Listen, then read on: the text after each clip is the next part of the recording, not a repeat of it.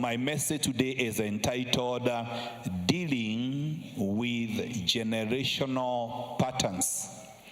Dealing with generational patterns. So, and that is a message we are going to combine within this prayer festival as we seek intimacy with God. We are trusting God that every generational pattern shall be broken in Jesus' name. Praise the name of the living God. What are generational patterns? It's very important to understand from the Word of God. The Bible says in the book of Ecclesiastes chapter 1 and verse 9 that there is nothing new under the sun. The Bible says what has been will be again. What has been will be again. That which has been is what will be. That which is done is what will be done. That tells you there is a pattern of things under the sun, and there is nothing new under the sun. Then verse 10, the Bible says, is there anything of which it is may be said, see, this is new? It has already been in ancient times before us. There is a saying that goes that history repeats itself. Yani unakuta ya kwamba jambo lilikuwako zamani, na hii sio tu katika jamii. Even in a nation politically, unaweza kuta mambo yanajirudia. Even in a city, unaweza kuta ya kwamba kuna mambo inakuja inafanyika tu vile ambavyo ilikuwa imefanyika. Nataka nikuambie, things don't just happen. Praise the name of the living God. There is influence, and we know that everything begins in the spiritual realm to manifest in the physical. It is also medically proven that there are things that follow generations. They follow the bloodline. Hata ukienda kwa daktari, ukiwa na kansa, ukiwa na ugonjwa wa sukari, daktari atakuuliza, na kuna mtu mwingine katika jamii yenu ambaye ameshawahi ama amekuwa na hii shida? Kwa sababu daktari kuna kitu anaita gene ama genetics, zile ambazo zinafanya mambo yaweze kupitia kwa damu, yaweze kufuata watu katika vizazi. Na hii it's medically proven, na ni mambo ambayo yanajulikana. In my own tribe ambapo nimetoka, wazee zamani walikuwa na proverb ambayo ilikuwa inasema rorukaro wa kebu rotithiragwo ni mung'ong'oto. Hebu interpret that one in English or Kiswahili. Kwa Kiswahili ni kusema namna gani? Uzawa kinyonga lazima uwe na ile kitu huwa inafura hapa juu, mung'ong'oto hiyo. As long as it is a chameleon, itakuwa na hawa wazee walipokuwa wanaongea hivyo ni kuangalia maisha, na wanaona huyu mtoto hata baba yake hata babu yake alikuwa mwizi. Kwa hivyo ukiona huyu mtoto anapita na vitu neruka rwake, kuna mahali ametoa. Hawa hawakuwa wanasayansi. They may not have been so religious. And that is why today as I teach you, we'll come later to that. I don't want to go ahead of myself. One of the keys of fighting generational patterns, you have to do a spiritual diagnosis, trying to understand the patterns that have been there in your family. Paul said, I don't throw my bros in the air. It's very important to know what you are fighting with, because kama hawa ni wazee tu na wanaangalia na wanaona kuna patterns zinafuata watu. Kwa nini sisi tuwe so spiritual? Tukose kuona ya kwamba kuna mambo yanaweza kuwa yanajirudia katika maisha yetu. Jina la Bwana lipewe sifa. Haleluya. Kwa hivyo kama katika maisha yetu kuna mambo ambayo yamekuwa yakijirudia, ni vizuri kujua neno la Mungu linasema namna gani. Isaiah chapter 51 verse 1, the Bible says, Isaiah 51 inasema, listen to me, you who follow after righteousness, you who seek the Lord, look to the rock from which you are hewn, and the hole of the pit to which you are dug. Nabii inaendelea kusema verse 2, look to Abraham your father and Sarah who bore you, for I called him alone and blessed him and increased him. Praise the name of the living God. Biblia inazungumzia watu ambao Biblia inasema ya kwamba verse 1 inasema these are very special people, that they are people who follow after righteousness and they are people who seek the Lord. These are very special people. But the Bible says they should look to the rock from which they were hewn. Unajua Biblia inaposema mawe, Biblia inasema sisi ni mawe yaliyo hai. Na Biblia ikisema ya kwamba angalia mwamba uliotolewa kwa kuchongwa, ni kumaanisha angalia ulitoka wapi. Hata kama unatafuta Mungu sana na unataka kufuatia haki ndio uweze kusonga mbele, angalia nyuma kwanza. Bwana asifiwe sana. Angalia wapi kwanza?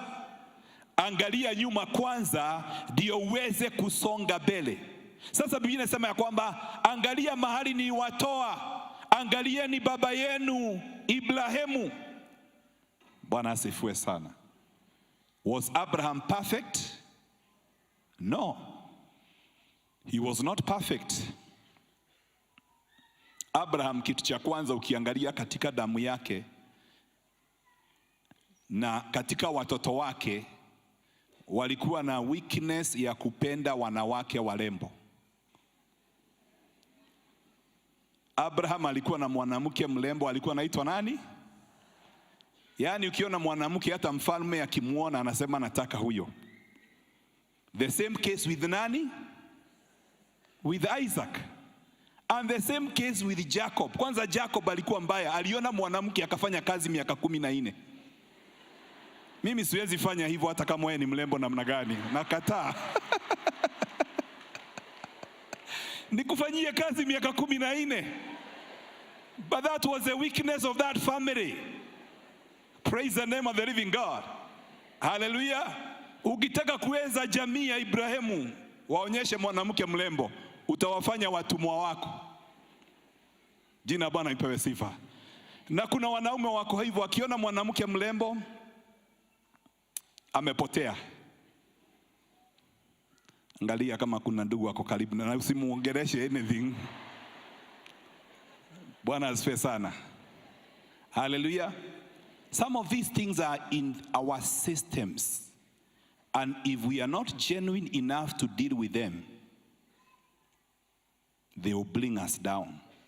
It's very important to be sincere. The Bible says God desires truth in the innermost place. It's good to know what you are dealing with in your life. Shida ingine ya Abrahamu ilikuwa nini? Sara walikosa mtoto. Bwana asifiwe sana. Na sioni kama Ibrahimu alikuwa tasa, kwa sababu wakati alipatiwa maid alizaa haraka. So this was a spiritual problem. Ukienda kwa Isaac, Biblia inasema ya kwamba mke wake alikaa miaka mingi bila kupata mtoto, mpaka Isaac akamuombea ndio akapata mtoto. Ukienda kwa Jacob, praise the name of the living God. Hallelujah. Hata kama alikuwa na wake wawili, mmoja alimwambia nipatie watoto ama nikufe. Alikuwa anaitwa nani? Rachel. Praise the name of the living God. So kuna vitu zinafuata watu katika damu yao, na sio tu mambo mabaya ambayo huwa inafuata watu. They can be negative things, they can be positive. 1 Timothy chapter 1 and verse 4. 1 Timothy chapter 1 and verse 4. Inasema, no, 2 Timothy, sorry, chapter 1 and verse 4. Inasema, greatly desiring to see you, being mindful of your tears, that I may be filled with joy. When I call to remembrance the genuine faith that is in you, which dwelt first in your grandmother Lois and your mother Eunice, and I am persuaded is in you also. Praise the name of the living God. Beliefs can be passed on from one generation to the other. Beliefs. Kuna watu siku ya leo wana practice sorcery, but it did not begin with them. It was in their generations. Praise the name of the living God. Because when people die, spirits don't die. Wakati watu wanakufa, maroho hayafi. And that is why you find that the devil influenced some of our forefathers to come up with traditions and cultures that would help the demons to be passed on from one generation to the other. So that some cultures and some tradition, they treat the dead in a certain way. Ya kwamba mtu ambaye amekufa lazima sijui akuje lale kwa nyumba, sijui lazima afanyiwe nini.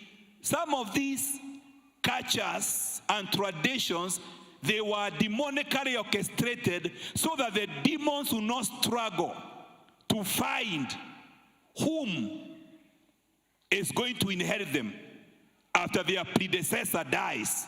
Praise the name of the living God. So unakuta ya kwamba shida fulani ambayo ilikuwa na mtu fulani baada ya kufa. Unajua hata wakati unaomboleza mtu ambaye amekufa, ni vizuri usiomboleze kwa njia ambayo inaweza kufungulia shetani mlango kwa urahisi. Na hata tunapofanya mazishi, one of the things we need to address ni ya kwamba maroho ambaye yalikuwa yamefuata aliyekufa hayataendelea kufuata hiyo jamii. Jina Bwana ipewe sifa. Sasa Biblia hapa inasema, wewe Timotheo nikikuangalia, there is something that you have that is generational. A sincere faith. Kuna watu katika their families, they have skills, they have gifts. Unaweza kukuta a family of lawyers. Wengine tungependa kuwa mawakili, lakini unakuta wengine kwetu hakukuwa na hiyo grace. Lakini unakuta mtoto mwingine kuwa wakili very easy, hata babu yake alikuwa lawyer. Mwingine kuwa daktari, mwingine kuwa carpenter, iko kwa damu tu, hata asiposoma atakuwa fundi wa bao. Na kuwa fundi wa bao sio vibaya. You just perfect your skill. Utauza furniture zako mpaka State House.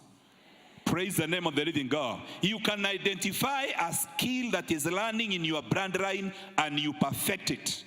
Praise the name of the living God. And your gift is going to cause you to sit before great men. Praise the name of the living God. Hallelujah. Kuna watu ambao singing, unakuta mtoto anaimba akiwa na miaka 4, lakini mama yake pia ni muimbaji. So kuna mambo ambayo yanapita from one generation to the other. Praise the name of the living God. Na mambo haya ambayo huwa yanapita from one generation to the other, mengine ni mazuri, lakini mengine ni mabaya. Because God is at work. Mungu ni Mungu wa vizazi. Tukisoma Biblia tunaona ya kwamba Mungu anabariki kizazi moja hata kingine. Maybe I can read 2 scriptures that talks about God dealing with one generation to another. Praise the name of the living God.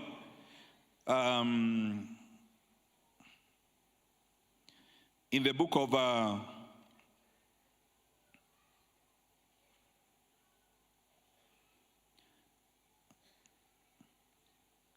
I have a lot of scriptures here, but let me take 2.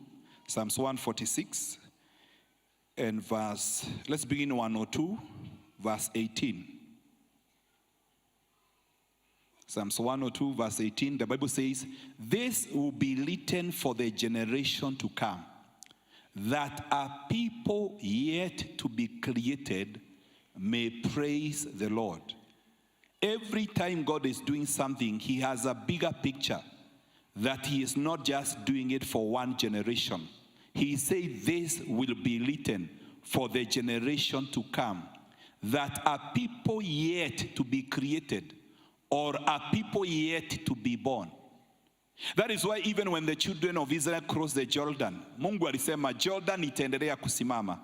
Joshua, tuma watu watoe mawe 12 waweke pale kando, ili vizazi vitakazokuja watakapouliza, mtawaambia ni nini Mungu alifanyia kizazi chenu. Kwa sababu imani ya Timotheo was passed on from the grandmother. Na kwa hivyo Mungu angetaka tupitishe imani yetu, our belief, sio katika miungu, sio katika mapepo, lakini katika Mungu wa mbinguni, vile ambavyo ametufanyia. Psalms 145 verse 4 also. Psalms 145 verse 4. The Bible says, "One generation shall place your works to another, and shall declare your mighty acts." That one generation shall place your works to another, and shall declare your mighty works.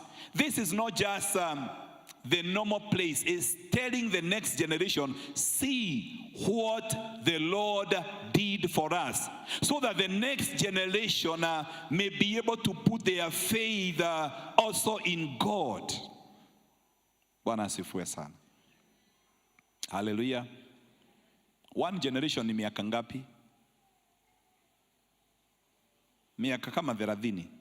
Because a generation ni wakati watoto wanazaliwa na wao wanafika mahali pa kuzaa watoto wengine. So kama mimi saa hizi naweza kujihesabu hapa, niko na my grandmother, hiyo ni generation yake, niko na my mother, hiyo ni generation nyingine, kuna mimi, na sasa kuna watoto wangu.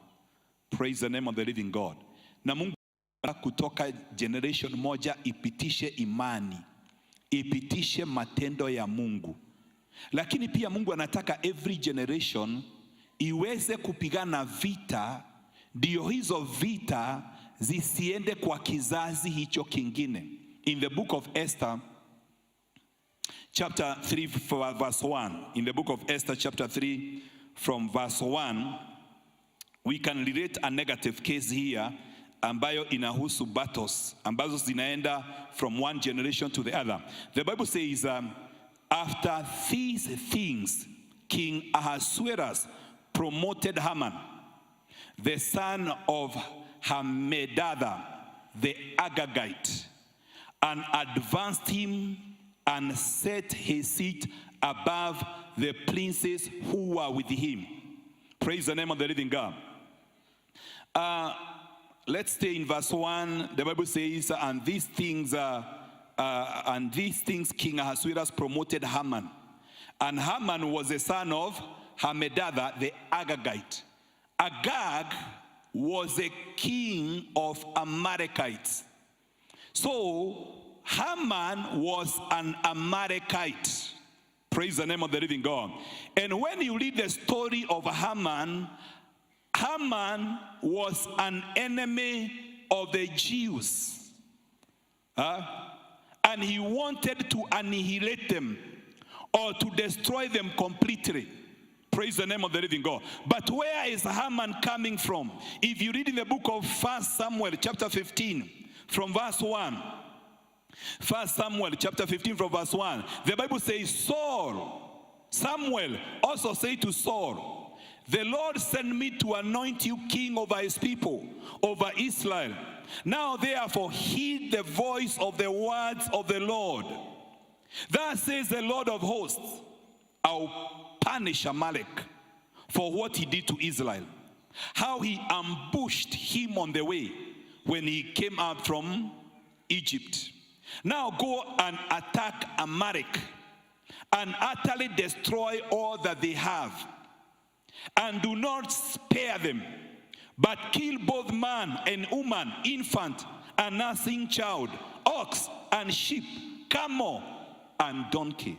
Praise the name of the living God. So Samuel is coming to anoint Saul. Na Mungu anamwambia kupitia Samueli, wewe Saul, sijakupaka mafuta bila kusudi. Nimekupaka mafuta kwa sababu kuna watu ambao wamenikasirisha.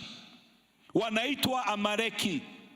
Hawa ni watu wakati nikomboa wana wa Israeli waliwangojea barabarani. You can read that story in the book of Exodus chapter 17 from verse 8. We always know this story. Now Amalek came and fought with Israel in Rephidim. This is the story of Amalek. Wakati Musa alikuwa anainua mikono na Joshua naye ndiye anapigana vita. Sasa baada ya wana wa Israeli kuingia katika nchi ya ahadi, wamekaa, lakini Mungu bado anakumbuka ya kwamba kuna maadui wa Israeli ambao hawajawahi kushughulikiwa. Bwana asifiwe sana. Haijalishi wamekaa miaka ngapi. Lakini tunajua makosa ambayo Saul alifanya. Wakati alienda kumaliza Waamaleki na alikuwa ameambiwa maliza kila kitu, hawa ni maadui wa watu wangu, Saul hakutimiza kile Mungu alikuwa. Na hiyo ndio ilifanya Saul akataliwe na Mungu. Because wakati alikuja kuulizwa, mbona mlibakisha vitu zingine? Mbona mlibakisha watu wengine? Akasema tulichukua sijui nini. Sasa wakati Haman anakuja kuinuka ni miaka 500. From the story of Saul and to the story of Haman ni miaka 500.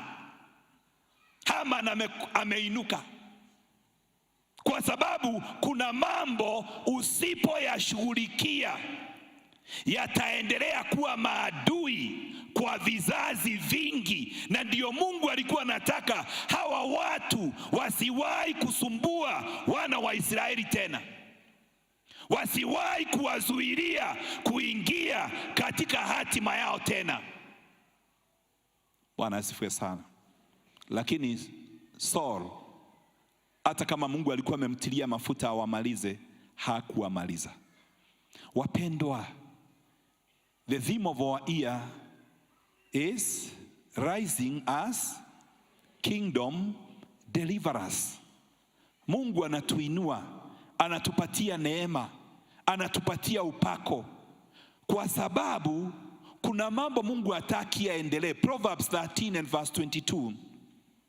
Proverbs chapter 13 and verse 22. The Bible says, a good man leaves an inheritance to his children's children, but the wealth of the sinner is stored up for the righteous. That means a good man, or other versions, a righteous man, will always leave an inheritance to his children's children. Praise the name of the living God. You know, when we read this verse, we always think about money, we always think about houses and other material things that we can give to our children. But I can tell you, one of the inheritance that you can be able to leave to your children's children is fighting the battles that were not fought by your fathers. And you declare that this battle is going to end with me, and it is not going to be passed on to the next generation. Because unaweza achia watoto wako manyumba na magari, but the bondages ambazo zilifunga your fathers. Tumeona watu walioachiwa pesa mingi, lakini walimalizwa na pombe, walimalizwa na madawa ya kulevya, jamii zao zilivunjika, hazikuwahi kusimama, walimalizwa na magonjwa, walikufa premature death, lakini walikuwa wameachiwa mali. Urithi ambao unaweza achia watoto wako, mali ni mzuri, but I know another better inheritance ambao unaweza kuachia watoto wa watoto wangu. Kuna vita naweza kuwapigania na niseme hii vita haitapita hapa. Kuna Waamaleki naweza kuwapigania na niseme hawa Waamaleki hawatakuja kupigana na vizazi baada yangu. Praise the name of the living God. Hawatavunja ndoa nyingine, hawataleta premature death, hawatazuilia watoto wa watoto wangu kuingia katika hatima yao. Praise the name of the living God.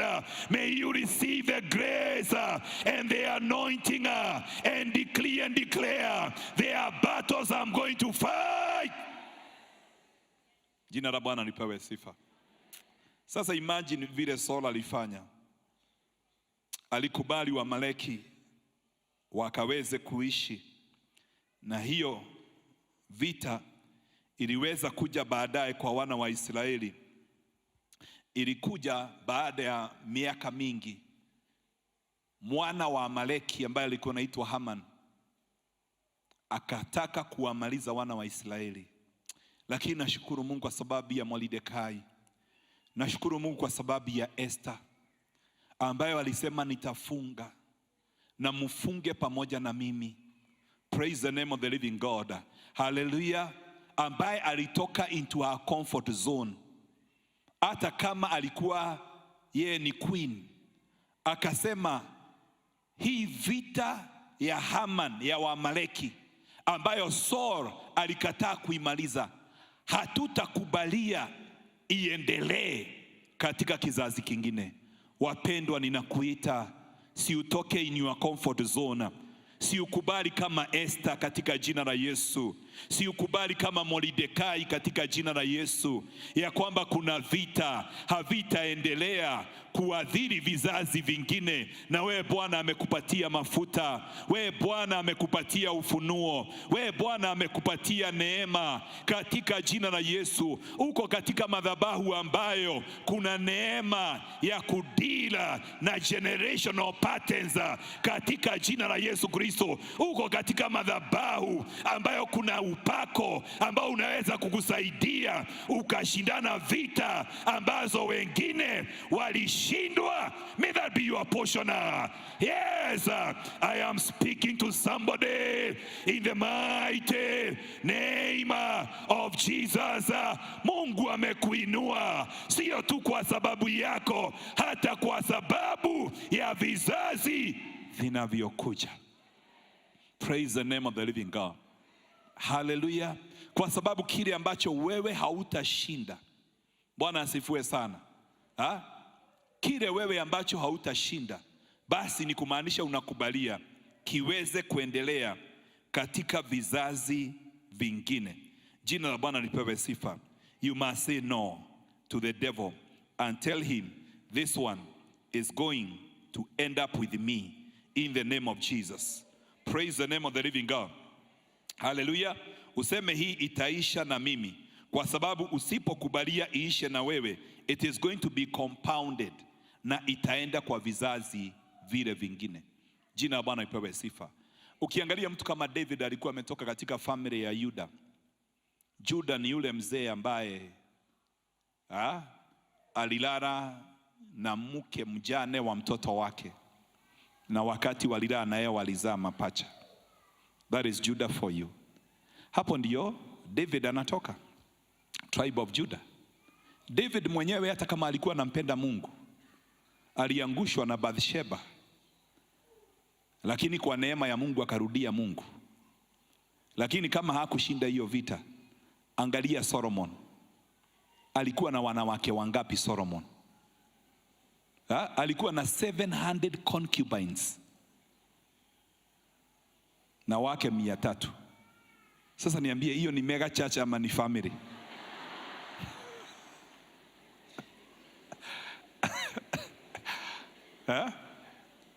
Bwana asifiwe sana. Yaani mkikutana na all your wives and concubines, mnahitaji hall. Bwana asifiwe sana. Sasa hiyo ndiyo shida. Ile vita unaendelea kuachilia itakuja kukuta wengine ikiwa compounded. Kile ambacho unakataa kushinda unaendelea kukipitisha kwa vizazi vingine. Praise the name of the living God. Watakuwa wabaya. So unakuta baba tu alikuwa na kunywa pombe, lakini mtoto wake itamzuilia aoe, itamzuilia afanye kazi, kwa sababu yale mapepo yanaendelea kukolea mizizi. Praise the name of the living God. Kila pando ambalo baba hakulipanda lazima ling'olewe na mizizi. Tunang'oa mapando yote ambayo sio baba ameyapanda katika maisha yetu, katika jamii zetu. In the mighty name of Jesus, receive the grace to destroy generational patterns. In the mighty name of Jesus, we decree and declare that this coming week we are going to fight every generational battle in the mighty name of Jesus, and we are going to overcome. For that is the will of God. How do you deal with the generational patterns? Let me give you 4 steps very quickly. Hatua ya kwanza. The first step, you have to identify the generational patterns. You have to identify. The devil thrives in hiding himself. Yeah, he pretends to be an angel of light. Shetani hatawahi kuja kama shetani. Anaweza kuja ni kama anasa, ni kama watu wanafurahianga jambo fulani, ama ni kama nika weakness. Yeah? Lakini lazima identify ya kwamba hii shida sio shida ya kawaida. Ndio usirushe ngumi zako katika hewa. Spiritual battles requires precision. Kujua ni nini ambacho ninapigana nacho. In fact, identifying a problem is a battle halfway won. Kuelewa tu ni shida gani. That is why we need to know how to do spiritual diagnosis. Kuangalia tia kwamba hali yetu ya kifedha haitokani na uvivu. Iko na a spiritual foundation. Kwa sababu kwetu hata mtu akisoma, hata akiwa na biashara, apewe capital, hakuna mtu anaweza kuinuka financially. This is not an ordinary problem. Hapa families huwa hazisimami. Hata ukioa, ngojea, kwa sababu hii ndoa bado itavunjika. Kuelewa ni shida gani ambayo una deal nayo. I remember when God sent me to this city, because I had a little bit of teaching about dealing with these patterns. Because patterns can be in a family, they can even be in a city, they can even be in a nation. You can even be working in a company or in a place where there are certain spiritual patterns ambazo huwa zinafuata watu wale wanafanya kazi mahali pale. So wakati nipokuja katika umuji, niweza kushiriki kwa makanisa tofauti na kuulizia juu ya muji huu. And I can tell you, I know 1 or 2 things about this city. Yes, there is a thing I know or 2 concerning this city. Kwa sababu nilianza kutafuta ni nini hufuata watumishi wa Mungu, ni nini hufuata makanisa. Sasa hiyo hata sijaanza. Ndio nijue hii territory ambayo nimekuja. Na watu tu, ukienda ina territory, hata watu wanakuambianga tu.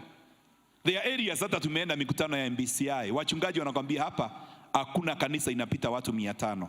Na ukifika watu 500, something must happen. Praise the name of the living God. So watu wanajua patterns, but sometimes hawana ile nuru ya kutosha ya kuelewa this is not normal and how can we be able to deal with it. Bwana asifiwe sana. So hata wewe kama unaenda katika mji fulani, hata kufanya biashara ama kufanya huduma, na hata wale mmeenda mataifa tofauti, ni vizuri kujiuliza ile jamii niliwacha ni nini inawafuata. Some of you are watching us from different nations And I can tell you, demons do not require a visa to come where you are. Pepo hahitaji visa ati useme mimi nipata green card Pastor Lucas, lakini pepo haikupata green card, ilipata. Kwanza hahitaji moja. Unashuka tu kule Marekani ndio inakukaribisha. Nakwambia sisi tulifika haraka. Nyinyi mlikuwa na stopover. Sisi tumekuja express. Bwana asifiwe sana. So unakuta mtu hata alienda taifa ya mbali, lakini mambo yale ambayo alikuwa anafuata jamii yake, mtu hata ako mahali anapata pesa mingi, lakini hawezi kujisaidia. Shida ya pombe aliyoiacha imemfuata, anakunywa mpaka wakati wa baridi, analala nje kwa barafu.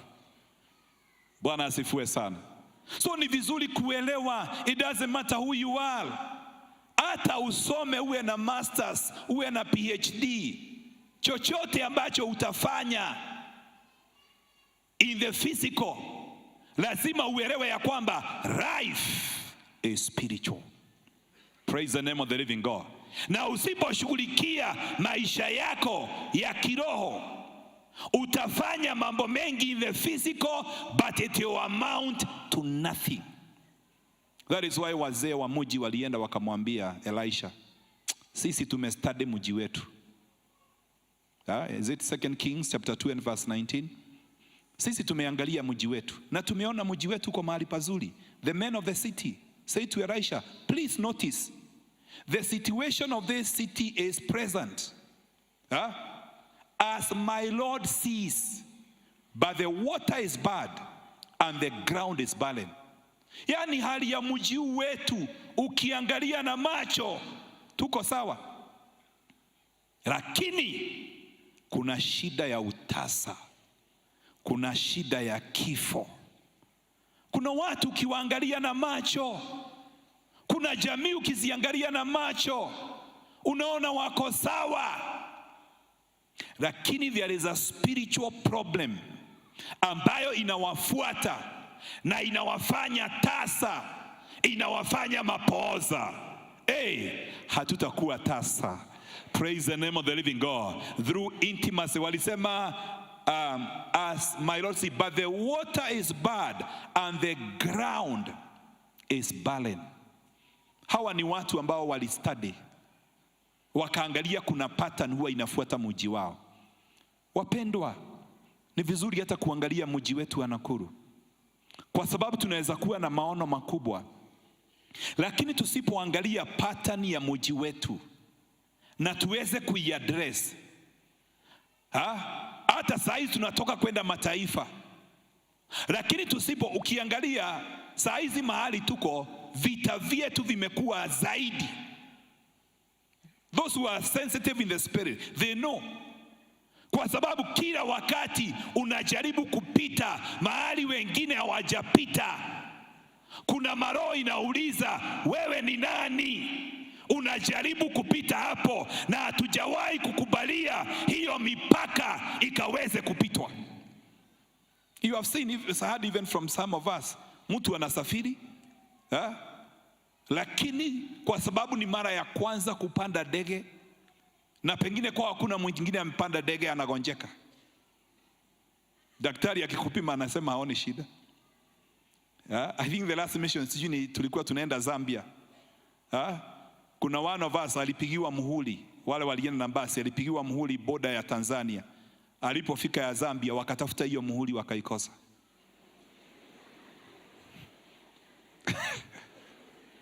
Hii sio story.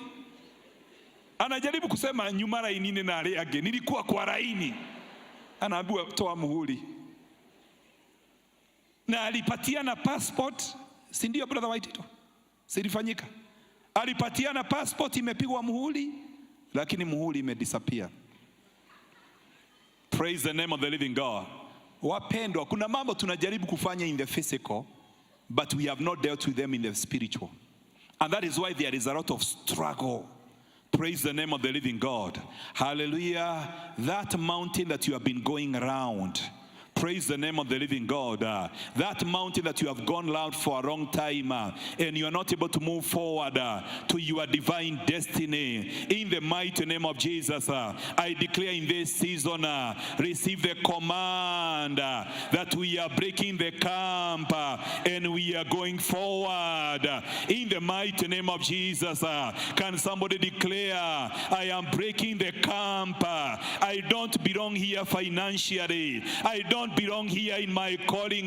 My family does not belong here. This is not where I'm going to camp. I am breaking the camp in the name of Jesus. This camp of stagnation must be broken. We are breaking the camp as a ministry by force, by fire. We are moving forward in the mighty name of Jesus. Tunaharibu mipaka, tunaharibu vizuizi. Every generational pattern, even in our city, even in our nation, it must be broken in the name of Jesus. Yes. Koriba shanda baganda. Reka baganda rima sata baganda. Ukiona kitu hakijafanyika kwa vizazi, sio kwa sababu hawakupenda, ni kwa sababu walizuiliwa. Lakini sisi hatutazuiliwa. Enyi marango, inueni vichwa vyenu. Bwana hodari aweze kupita. Aliye ndani yetu ni mkuu kuliko aliye ndani ya ulimwengu. Sisi tumetiriwa mafuta ili generational patterns ziweze kuvunjika. I sense a pioneering anointing. Kuna mambo tutaanzisha yale ambayo hayaja kuwako katika vizazi vingine. That is what the Bible says in the book of Isaiah chapter 58 and verse 12, ya kwamba wale wanaofunga, wale wanaomtafuta Bwana, they will receive a pioneering anointing. The Bible says those from among you shall build the old waste places. You shall raise up the foundations of many generations, and you shall be called the repairer of the breach, the restorer of street to dwell in. This is a sign of a pioneering anointing. I sense in this altar there is a pioneering anointing. We receive it. We embrace the pioneering anointing even in our families. In the mighty name of Jesus, kuna mahali tutatengeneza barabara ambazo hazina watu wameshawahi kupitia. In the mighty name of Jesus, kuna misingi tutainua ambayo imebomoka kwa vizazi vingi. That is our portion. In the name of Jesus, receive the pioneering grace. Yes. Koriba shanda baganda basata. Reka baganda bashanda. Oh my God. Oh my God. Shata baganda. There are people God is anointing you with a pioneering grace.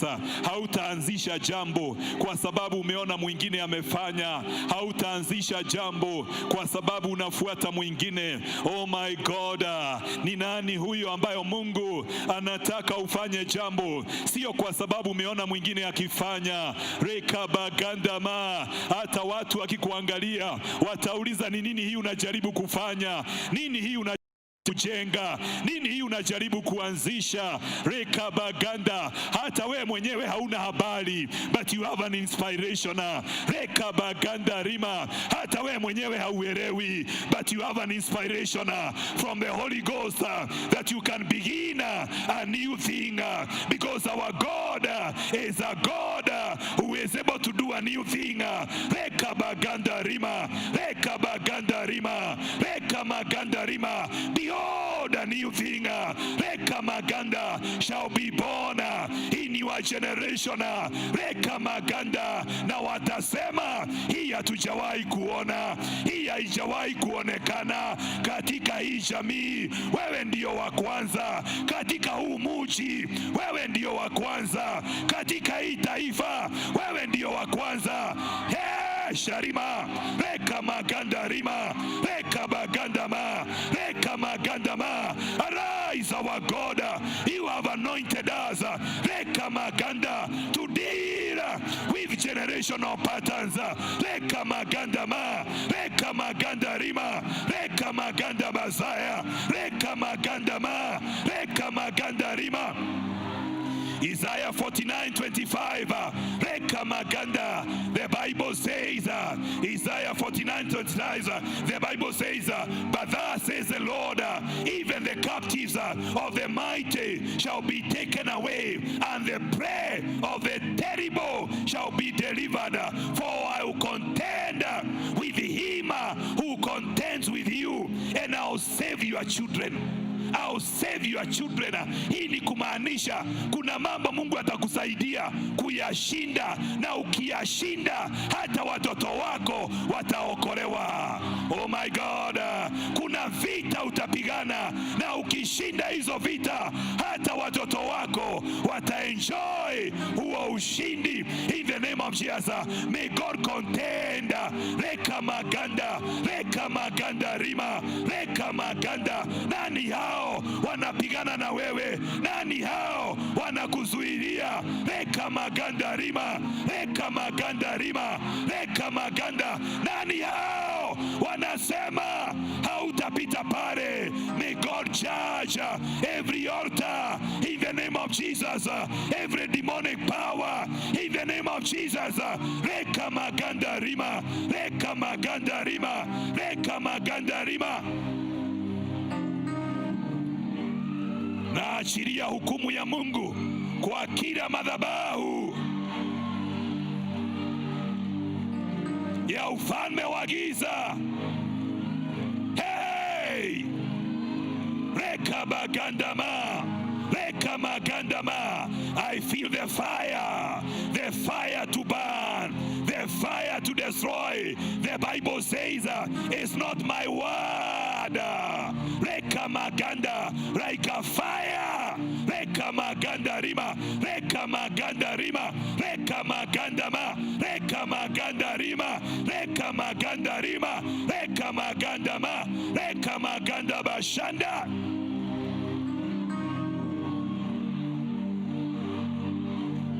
It's not my word like a fire, says the Lord, and like a hammer that breaks the rock in pieces.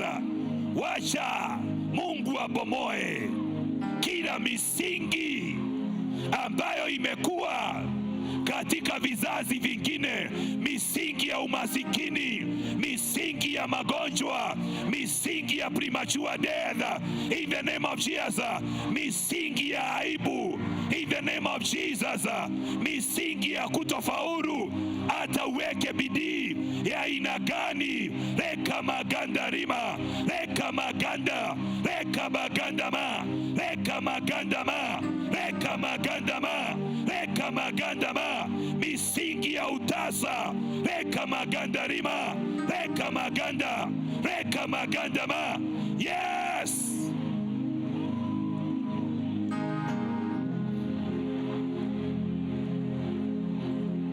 Koriba shandaba, reka baganda riba zeria, reka baganda bashanda.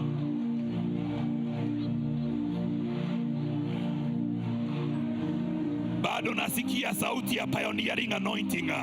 Bado nasikia sauti hiyo inajirudia. Oh my God, there are people God is anointing you with a pioneering anointing. Pioneering anointing.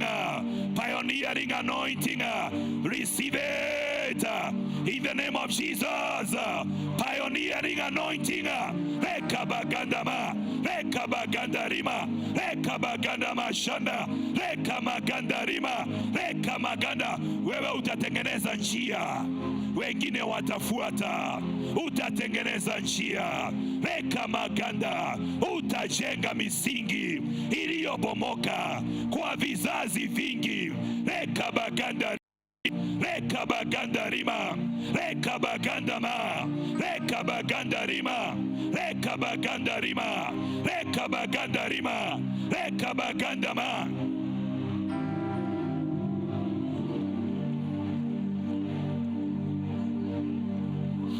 Usikubali hao maadui wapite, waende wakatese kizazi kingine. Waambie, this is going to end with me. Mimi ndio nitakuwa wa mwisho. Mimi ndiye nitakuwa wa mwisho. Mimi ndiye nitakuwa wa mwisho. Don't give up. Don't surrender. Ukianza kupigana, Mungu anakusaidia. Anapigana pamoja na wewe. Hey!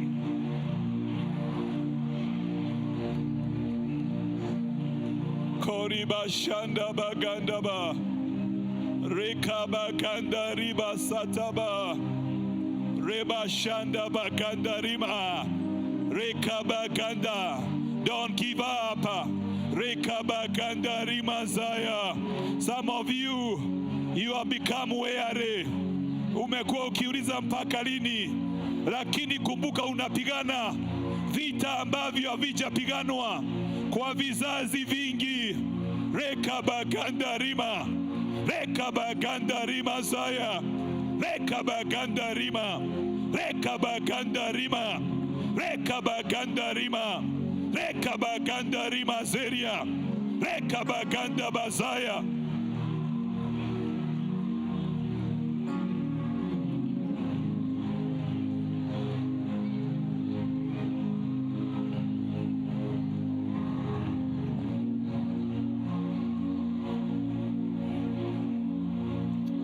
Mungu ameachilia hukumu yake kwa mapepo yote ya generations, kwa madhabahu yote, kwa misingi yote. Chochote kimesema wewe hautapita hapa. Oh my God. Na kuna wengi wamekuwa wakipigana hizo vita. Wapendwa, nasema kuna neema. Kuna neema, tutashinda. Tutashinda. Tumepewa pioneering anointing. Hey, wewe utafanya mambo haijawahi kufanywa na wengine. Hey, your achievement. Rekamagandarima. Rekabagandarima. Rekamagandarima. Hata kama umejaribu kudhoofishwa. Rekabagandarima. Rekabagandarima.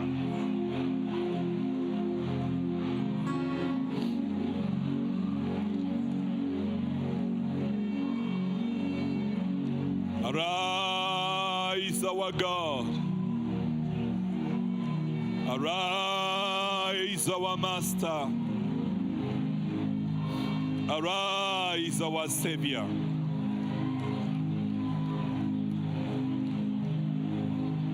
Nisikize, kama tunaweza kaa chini.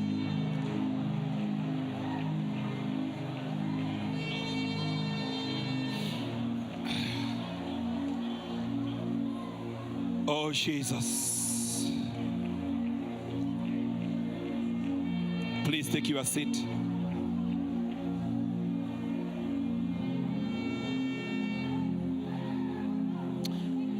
Wengine haupatikani katikati ya wiki.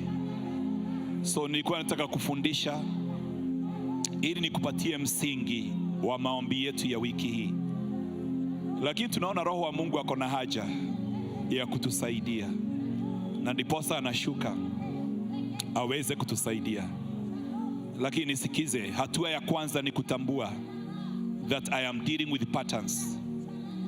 And I want to tell you, generational patterns are there if you know them or even if you are not aware of them. They are there in families, they are there in cities, they are there in nations. Inategemea kama kuna watu ambao Mungu amewasaidia kudiscern that this is a battle that was not fought in other generations. Even the battle of restoring the church to where it ought to be, it is a generational battle. Because we have lost the glory that the church began with in the book of the Acts of the Apostles. But there is a promise that the glory of this latter church will be greater than of the former. That means God desires to break that pattern, even if it has been there, that pattern of religiosity. Watu wamezoea kuja kanisani kawaida, hata waoni Mungu akifanya kazi yoyote, na wamezoea hiyo pattern. Mungu anataka kuivunja. Praise the name of the living God. Hallelujah. Pattern ya kwamba karama za Roho Mtakatifu zilipotea na wengine wakaamini zilienda na mitume. That's not true. Mungu anataka hata alete karama ambazo hazikuwa kwa kanisa la kwanza, kwa sababu hii kanisa itakuwa na utukufu kuliko kanisa ya kwanza. Praise the name of the living God. May God give you a pioneering anointing, ya kwamba hautaangalia tu hata kile tu kinahubiriwa kanisani. Wewe mwenyewe utaangalia maandiko na kusema, si hii imeandikwa katika neno, I can handle it. Praise the name of the living God. Hallelujah. Let us not limit ourselves. Our God is able to do exceedingly abundantly above more than we pray or we think of. Praise the name of the living God. Hallelujah. So may God help us to be able to identify that even as we go to the nations, we are dealing with the generational patterns. Remember, this is part of the spoil I said we got from Germany, and we are going to use this message and make it very practical here as we now continue even to be a blessing to the nations of the world. That is what God desires of us, in the mighty name of Jesus. Praise the name of the living God. After identifying the patterns, the second things you are going to be able to be looking at is the legality of those patterns. You see, God is a just God, and some of us can even quote in the scriptures that we are not going to suffer because of the sins of our fathers. Everyone will carry their own load.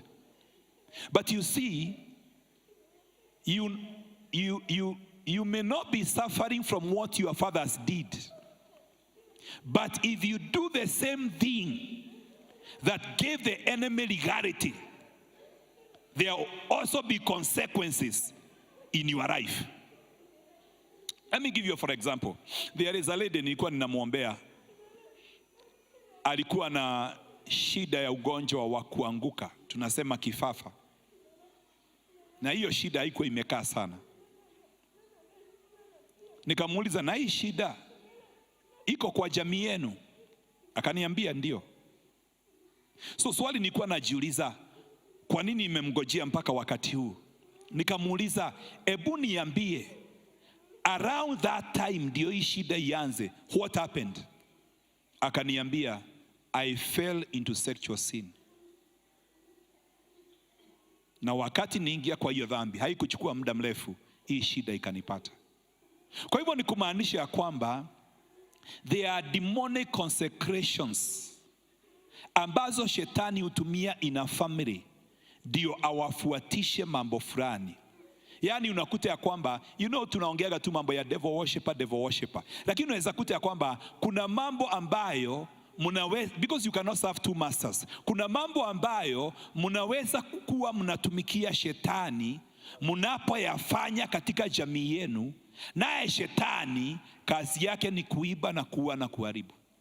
And the Bible says, do not give the devil a foothold. So lazima uangalie ni nini upatia shetani mlango katika jamii yetu, ndio hizi patterns ziendelee kutufuata, ndio hizi shida. Kwa sababu Mungu ni Mungu mwenye haki. Hata kufuatisha shida tu kwa sababu babu zako walifanya dhambi.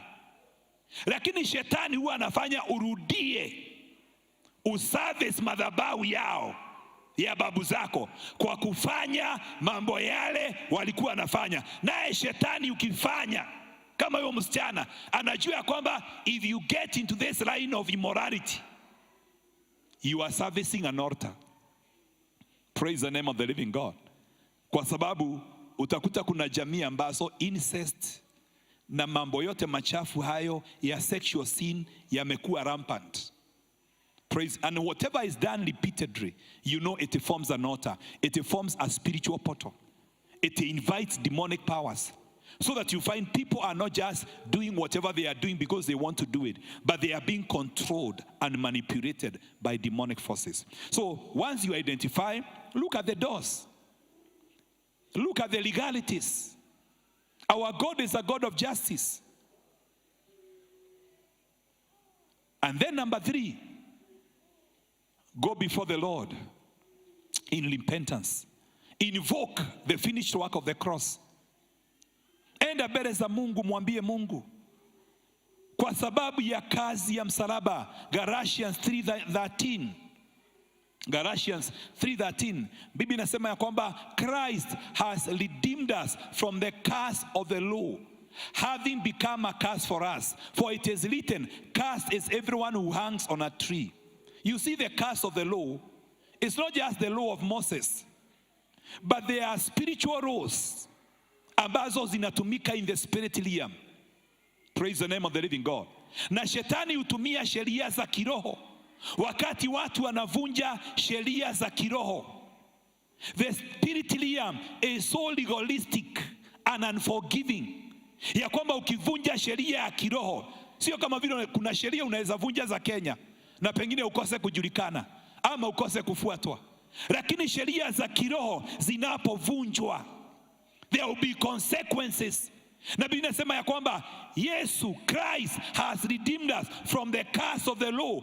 Yani hii ni laana inayotokana na kuvunja hizo sheria. Kwa sababu curses everyone who hangs on a tree. Yesu angekufa kifo kingine chochote, lakini ilibidi asulubishwe msalabani ili ashughulikie laana zote. Colossians 2:14.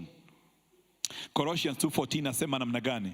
Inasema having wiped out the handwriting of requirements that was against us, which was contrary to us, and he has taken it out of the way, having nailed it on the cross. Ya kwamba Yesu sio tu kupigiliwa, alipigiliwa misumari msalabani, lakini alichukua mambo yale yote yaliyo kinyume na, yani na kuonyesha hatua za kuchukua kudeal na hizi generation patterns. Kubali kazi ya msalaba. Praise the name of the living God. Number 4, plead for God's mercy. There is a place ambayo even repentance may not be enough. James 2:13 inasema ya kwamba mercy triumphs, for judgment without mercy. For judgment is without mercy to the one who has shown no mercy. Mercy triumphs over judgment. Kuna mahali tu unaingia unamwambia Mungu, I may not have identified every door and every sin that has been committed, but I stand before you and I plead for mercy. Praise the name of the living God.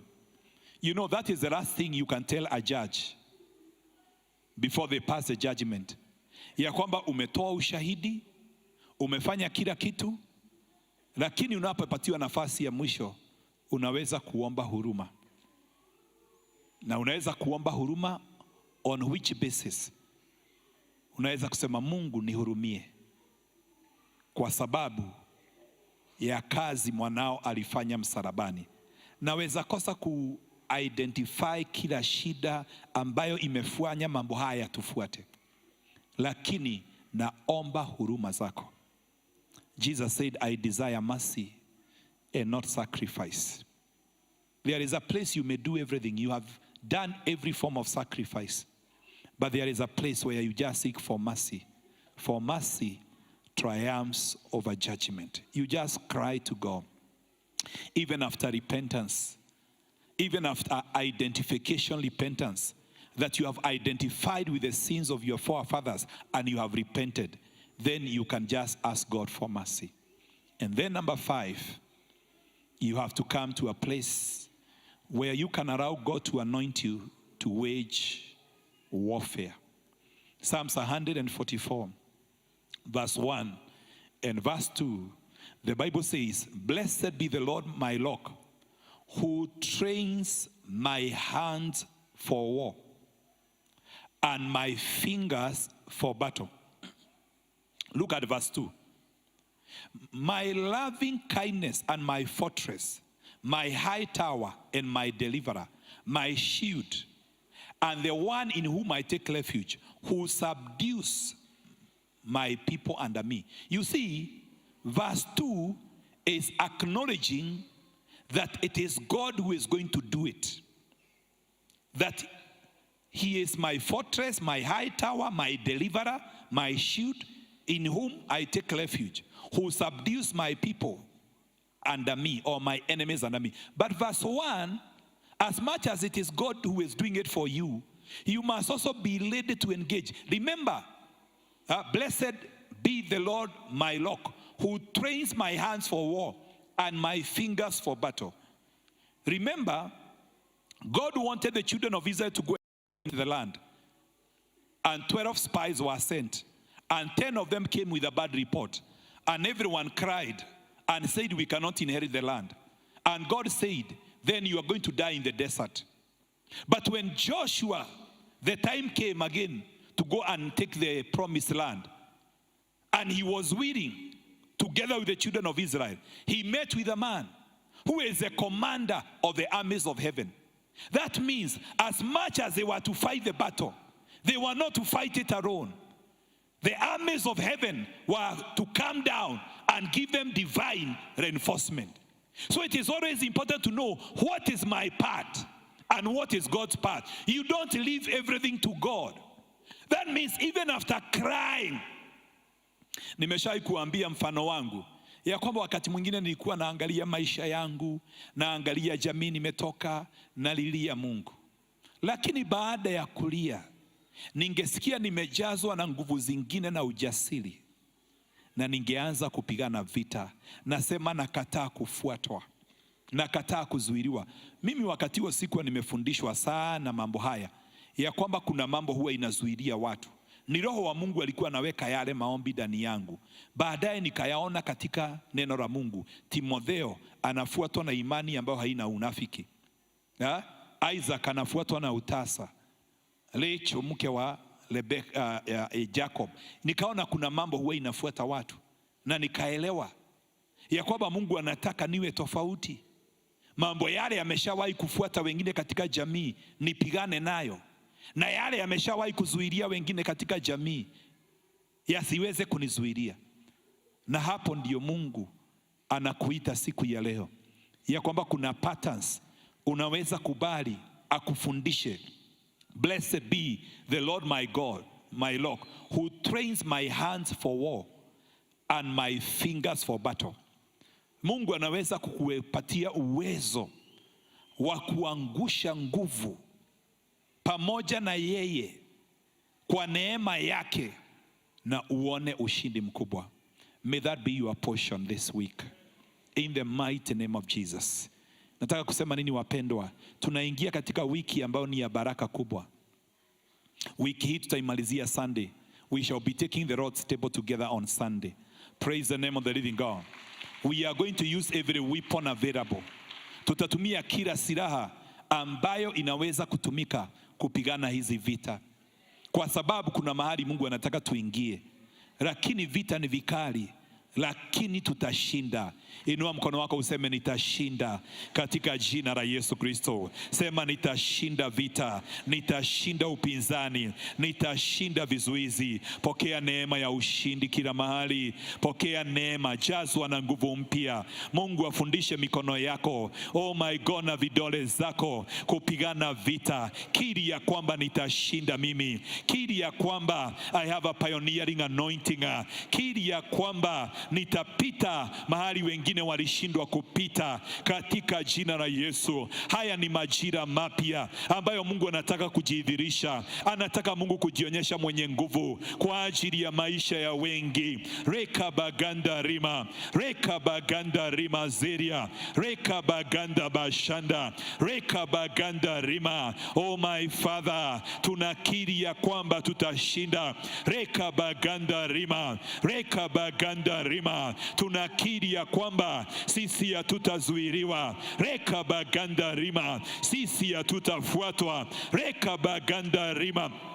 Reka baganda, laana zilizowafuata wengine hazitatufuata. Reka maganda rima, maisha yetu yananenewa na damu ya Yesu. Reka baganda rima, laana hazina uwezo wa kutunenea. Sauti zilizowachwa na wale waliokufa. Reka baganda rima. Simama na miguu yako mahali ulipo.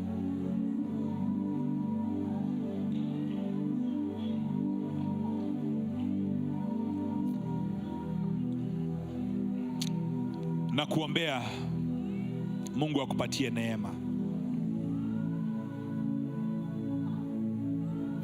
There are people who know that they are in a real battle. I want to assure you that your victory is guaranteed. Your victory, you are more than a conqueror. It doesn't matter the battle you are fighting. The good thing in this kingdom, hatubahatishi kama tutashinda ama tutashindwa. Tumehakikishiwa ushindi.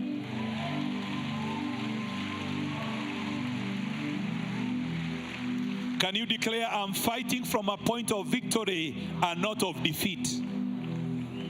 Mimi sipigani kutoka mahali pa kushindwa.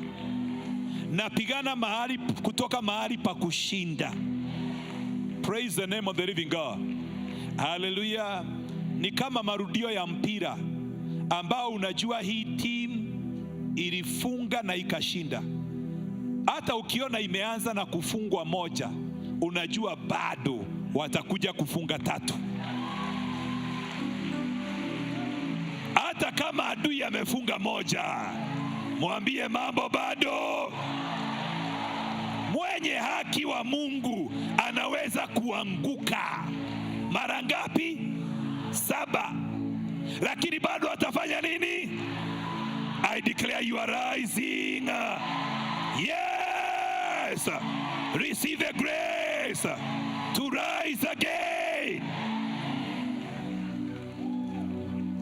Tutaendelea na haya mafundisho wiki hii na maombi ya kuomba na kufunga. There are many things we are going to address ambazo zinahusu generational patterns. Tuta-address mpaka dreams. Kuna ndoto ukiziona, unajua hii ndoto inazungumza juu ya generational pattern. Kuna watu ukiona ndoto ya mtu ambaye alikufa kwenu, lazima jambo baya litatokea. There is a certain person, when they appear in a dream, you know something bad is going to happen. Those are demons. Because we know there is no relationship between the dead and those who are living. But these demons know that whatever we are coming to enforce is coming from somewhere. Praise the name of the living God. Hallelujah. Kuna wengine ukiona ndoto za mazingara ulikuwa zamani, inakuambia kuna hali za kitambo ambazo bado zina influence maisha yako ya sasa. Praise, ya kwamba ile vita unapigana sasa, it has not started today. Praise the name of the living God. It is coming from somewhere. All those forces enforcing those patterns, they must be broken this week. In the mighty name of Jesus. In the mighty name of Jesus. This is a week of great victory In the mighty name of Jesus, we are not going to be barren in our time. Kile mababa yetu walishindwa kuzalisha, sisi tutazalisha. Sisi hatutazaa upepo, tutazaa wokovu katika jamii zetu, tutazaa wokovu katika mji, tutazaa wokovu katika taifa, tutazaa wokovu katika mataifa. There is no miscarriage in our spiritual womb. In the mighty name of Jesus, we are going to conceive in the presence of God, and that which we are conceived, there will be no miscarriage. We are going to give birth to the purposes of God in our generation, in our time, in the name of Jesus. A righteous man will leave an inheritance for his children. I can tell you, there is no greater inheritance you can leave for your children than fighting the battles that has not been fought in other generations, and telling your children you have a level playing ground. You can become more than God wanted you to be. Even if I don't put a lot of money in your pocket, the grace of God is upon you.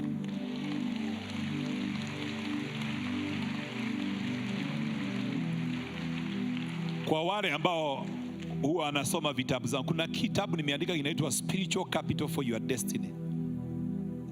Kuna mfano moja nimepatiana hapo ya baba, very faithful, hakuacha utajiri mwingi. The children were very angry, like one of the daughters. But she later discovered that there is so much grace and favor upon her life because of what her father did. And she even cried with a lot of regret. Kwa nini alikuwa anakasirika juu ya baba yake? Na baba yake alimwachia legacy ya a good foundation to thrive. Mzazi anaweza kuachia the legacy ya kwamba watoto wangu, ule msingi nimewawekea, hawa waende wapi watafaulu. Watafaulu. Lakini kuna msingi unaweza achia watoto, hata ukiwaachia manyumba ya gorofa watateseka. Watafuatwa na laana na shida. Kuna watu wameacha mabilioni kwa watoto wao, but their children did not enjoy whatever was left. Yani unaangalia watoto wa bilionea, hautamani maisha yao. Unasema afadhali niishi maisha yangu kidogo, sina mambo makubwa, but at least niko na amani na jamii yangu, niko na amani na afya, ninaona Mungu amenisaidia. Bwana asifiwe sana. There is an inheritance unaweza kuacha. Usiwe kama Saul. Alikataa kumaliza Wamaleki. Baada ya miaka 500 wana wa Israeli bado wanapigana vita na Wamaleki kupitia Haman. Wanataka kuwamaliza wana wa Israeli wote. Na kuna mtu alikuwa ametiliwa mafuta, na wakati alitiliwa mafuta aliambiwa, ni kwa hii sababu, oh, I have been anointed so that I may break generational patterns in the mighty name of Jesus, so that I can live a generation that is going to be a sign and a wonder. Praise the name of the living God. May God anoint you, not only for yourself. Oh my God, may an anointing come upon your life.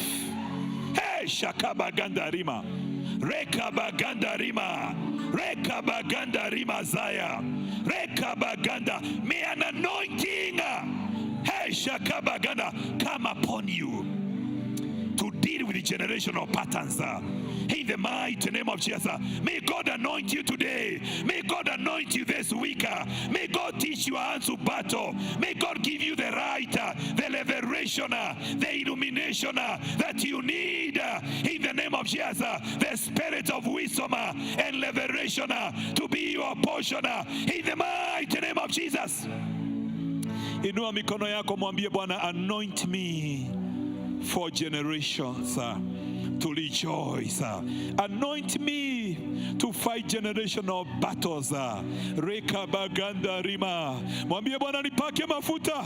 Oh my God, oh my God. Shatabaganda rima. Rekabaganda, pokea hiyo neema. Rekabaganda rima zeria. Rekabaganda, utafanya jambo ambalo halijafanywa katika vizazi vingine. Rekabaganda rima zeria. Rekabaganda rima, pioneering anointing. Rekabaganda rima. Rekabaganda rima, pioneering grace. Rekabaganda rima. Kuna watu Mungu anataka mbebe vipawa ambavyo havijaonekana kanisani. Oh my God, neema ambayo haijashuhudiwa, Mungu anataka uipokee. Oh my God, oh my God, oh my God. Sheraba, rekabaganda, rekabaganda. I still hear the sound of pioneering anointing. This is a sound that God is releasing. The sound of pioneering grace. In the mighty name of Jesus, receive it, take it, believe it.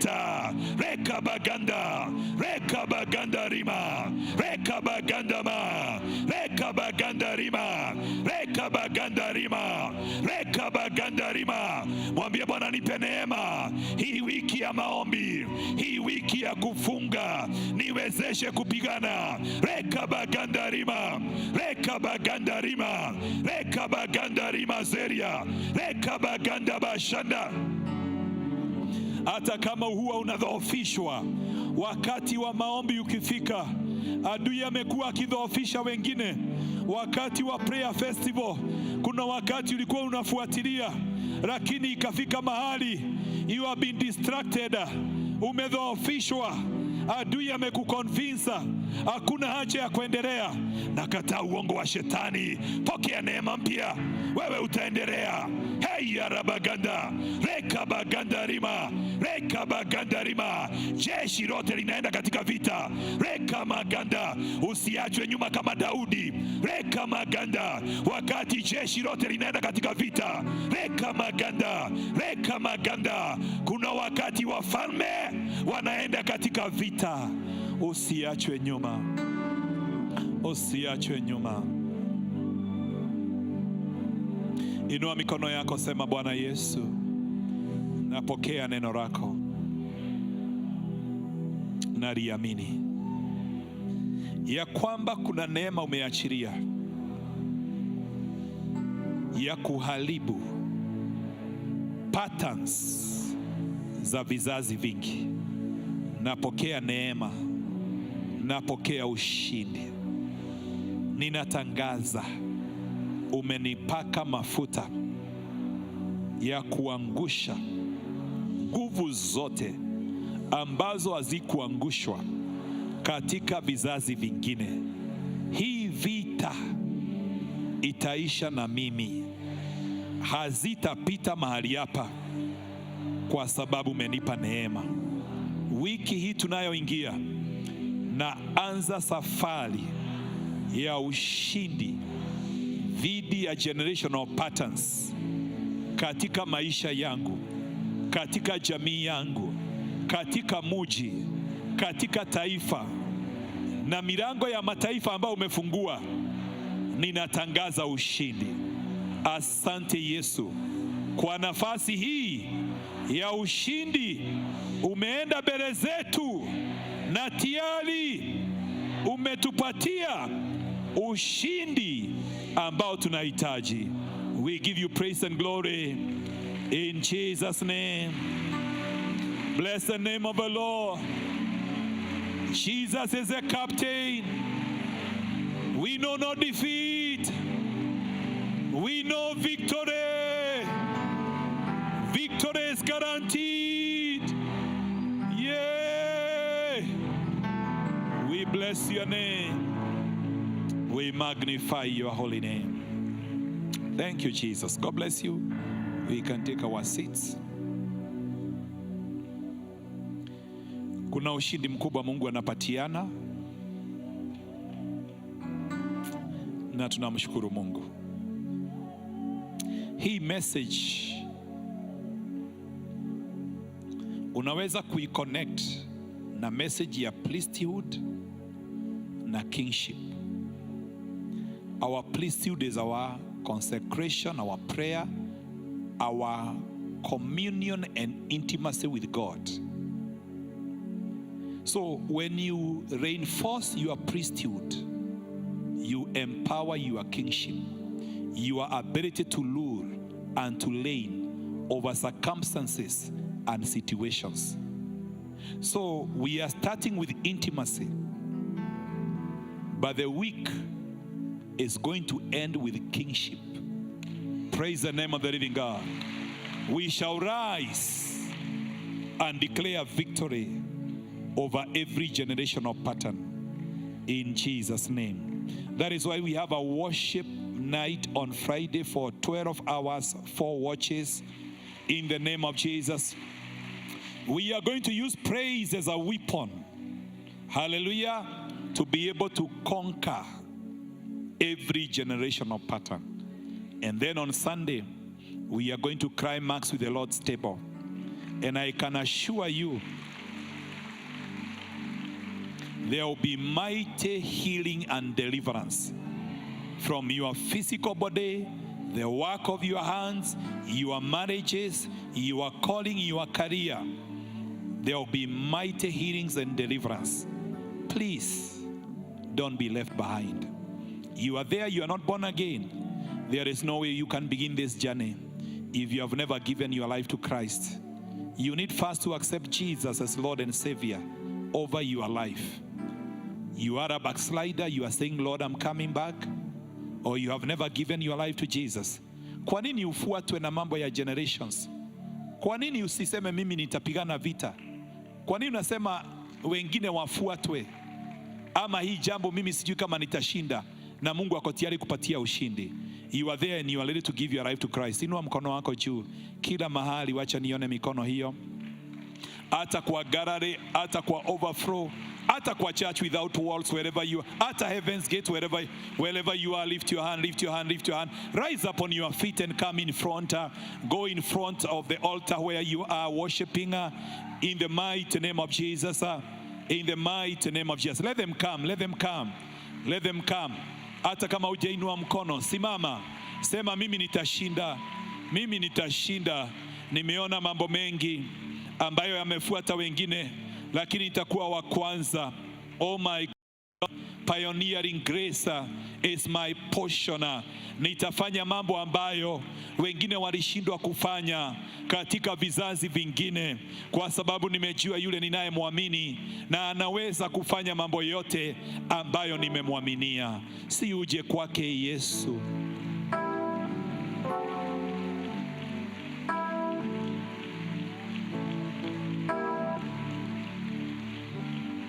They are coming, they are coming, they are coming.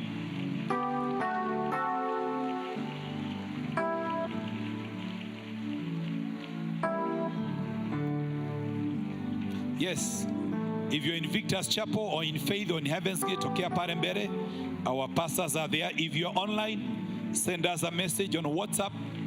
Yes, I can see many people in Faith Chapel. Please continue coming in front.